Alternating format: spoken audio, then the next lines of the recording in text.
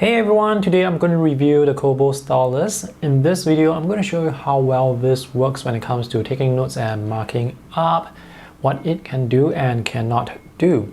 Now at the time of making this video, the e-readers that support this stylus are the Kobo Sage and the Kobo Elipsa. Disclaimer, these are actually review units from the company. I've already reviewed this separately, so if you want to check out that review, just click on the link in the video description below. Alright, just to give you the bottom line up front, this pressure sensitive stylus performs quite well. It's not that expensive, so it's worth the money. These are the items included in the box. There's the quick start guide and warranty info. One replacement pen nib is included, and this is the nib remover. Replacement pen nibs can also be purchased.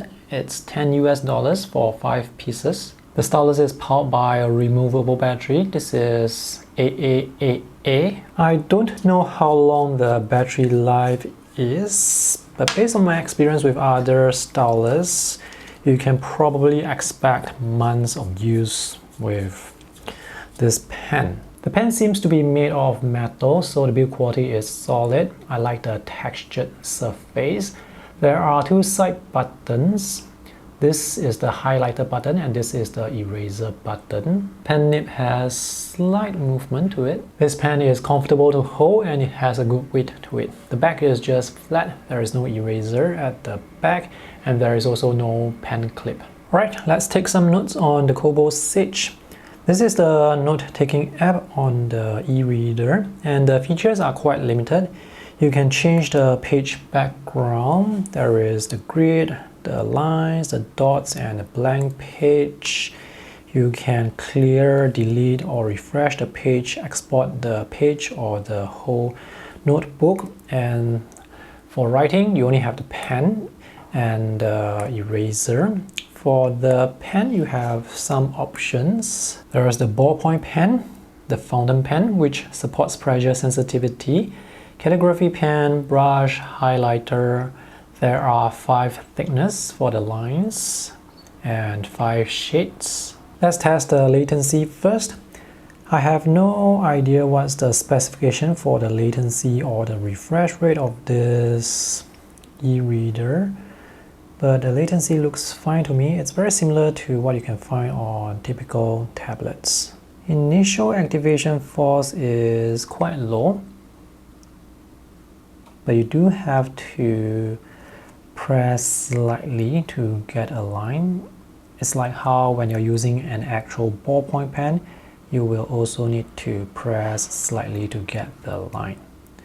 This, by the way, is the fountain pen, and you can apply pressure to get thicker lines. I can see slight jitter or wobble with slow diagonal lines. However, when it comes to writing, this is not going to affect your handwriting because when we write fast. When writing fast, it's not going to be affected by those jitter or wobble. When you delete, you are actually deleting the stroke. You are not deleting those tiny pixels. The software would actually wait till you have deleted everything before it refreshes the page. Let's highlight this. So the highlighter will appear as you are going over the text. And once you are done, the highlighter will set in. You can also go over the highlighted area a second time to make it darker. When you erase, you are also erasing the stroke. And again, it will wait for you to be done before it refreshes the page so that you can have a clean page. There is actually a tiny gap between the surface and the e-ink display, but it doesn't introduce parallax or misalignment. The line will always be directly beneath the pen tip. By the way, the palm rejection, it's perfect, so you can use your finger to draw or rest your palm on the display and you won't introduce any stray strokes. You can use the pen to mark up PDFs and ebooks as well. However, the tools are very limited. You can only use the ballpoint pen. You cannot use the fountain pen, the calligraphy. You cannot change the shade of the highlighting. And speaking of highlighting, when you highlight, it actually does a selection on the text and apply the highlighting on the selection. It's not the stroke that you saw earlier with the notebook app. If you want to delete the highlighted area, it's not easy. You cannot use the eraser button. It doesn't work for some reason.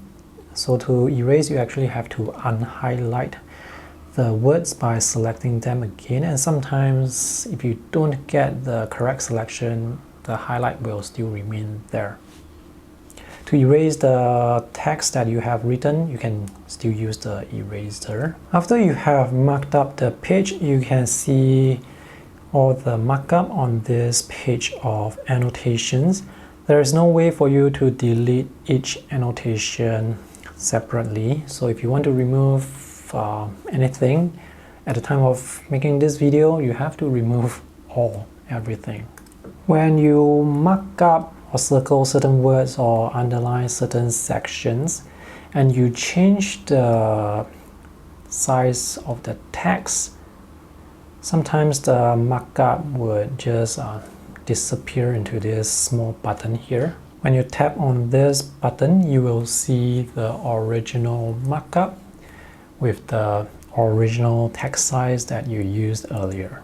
Let's take a look at PDFs. So let me just circle something here and zoom in.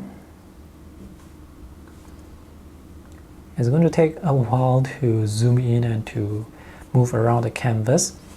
So this circle is able to scale appropriately, and this circle's location or position is locked onto that area where I circled. So unlike marking up ebooks, when it comes to marking up PDFs, at least the markup will scale and not disappear. Performance of the Kobo Stylus is actually quite good. Now, to improve user experience, Kobo can introduce more features to the marking up process and also to their notebook app. The other stylus that you can use on the Kobo Sage is the Microsoft Surface Pen, which is around $60 to $70, which is noticeably more expensive compared to the Kobo Stylus. The Microsoft Surface Pen has a textured tip, which provides additional resistance on the writing surface. So when it comes to writing, you want to write fast, so having a plastic tip on the Kobo Stylus is actually preferred. On the Surface Pen, this is the eraser button, and this eraser button at the back is actually the highlighter button.